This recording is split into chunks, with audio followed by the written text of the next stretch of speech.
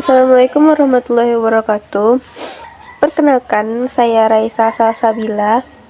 Saya Nur Aisyatul Hasanah. Saya Aulia Suci Agni. Baiklah, kami dari kelompok 7 akan mempresentasikan materi tentang organisasi keagamaan dari masjid hingga ormas. Di sini kita bahas dulu mengenai organisasi keagamaan ini. Organisasi keagamaan dalam konteks Islam Indonesia merupakan manifestasi yang terstruktur, mulai dari sederhananya itu masjid hingga ormas yang terstruktur dan memiliki pengaruh besar dalam masyarakat. Baiklah, yang pertama ini kita akan membahas tentang tipologi organisasi dari gereja hingga ormas Islam.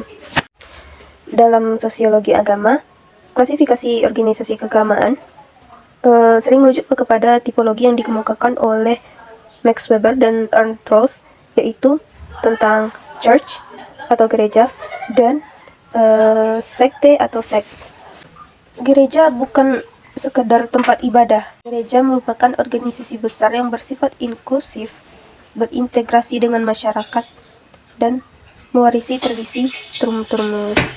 Sedangkan sekte merupakan sebaliknya, yaitu ia bersifat eksklusif, menuntut komitmen anggotanya, dan sering memisahkan diri dari arus utama masyarakat. Dalam konteks Islam Indonesia, konsep ini tidak sepenuhnya tepat, namun membantu penataan organisasi masyarakat atau sering disebut ormas. Dan tipologinya diklasifikasikan menjadi 3. Yang pertama yaitu tradisionalis. Ormas ini sangat menekankan untuk mempertahankan tradisi turun-temurun. Ia sangat menghargai dan menghormati tradisi dan warisan intelektual Islam. Contohnya yaitu seperti Maulid Nabi, tahlilan, dan lain-lain. Salah satu organisasinya yaitu NU atau Nahdlatul Ulama. Yang kedua yaitu modernis. Modernis ini merupakan gerakan pembaruan yang menyuruhkan untuk kembali kepada Quran dan Sunnah dengan menekankan ijtihad dan penolakan terhadap taklid buta terhadap mazhab. Mereka aktif membangun institusi pendidikan modern dan pelayanan sosial. Contohnya yaitu Muhammadiyah. Selanjutnya, yang ketiga adalah Salafi, yaitu mereka menekankan gerakan atau manhaj yang merujuk kepada 3 generasi terbaik, yaitu sahabat, tabi'in, dan tabi'at tabi'in. Mereka sangat ketat dalam masalah tauhid dan bersifat tegas terhadap praktik-praktik yang dianggap syirik dan bid'ah. Contohnya itu seperti Lipia, dakwah Islamiyah, radio Roda dan TV Al-Kautsar, dan Majelis Ta'lim Al-Quran atau MTA. Menjelaskan fungsi sosial organisasi keagamaan selain dakwah. Yang pertama yaitu pelayanan sosial. Ada pendidikan, kesehatan, dan juga kesejahteraan. Organisasi keagamaan banyak mendirikan lembaga pendidikan seperti sekolah, madrasah, dan pondok pesantren. Dan juga organisasi keagamaan ini juga banyak mengelola rumah sakit serta memberikan fasilitas kesehatan untuk masyarakat, terutama bagi masyarakat yang kurang mampu. Dan juga mendirikan panti asuhan dan panti jompo untuk anak-anak yatim dan lansia.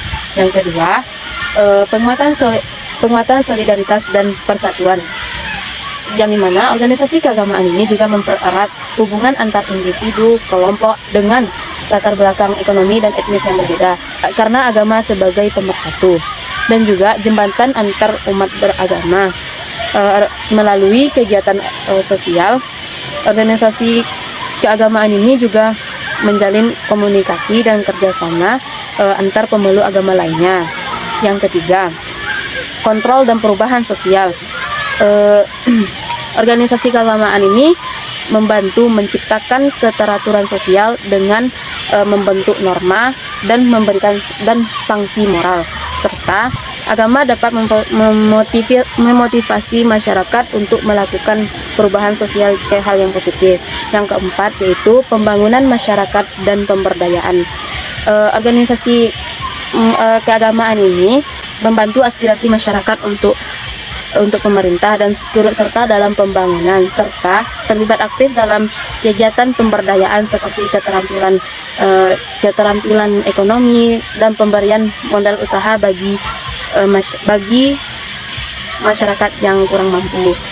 Selanjutnya, otoritas keagamaan. Otoritas keagamaan adalah kewenangan dalam agama, yaitu siapa yang berhak dalam menjelaskan ajaran Islam, memberikan nasihat agama, atau mengeluarkan fatwa untuk umat.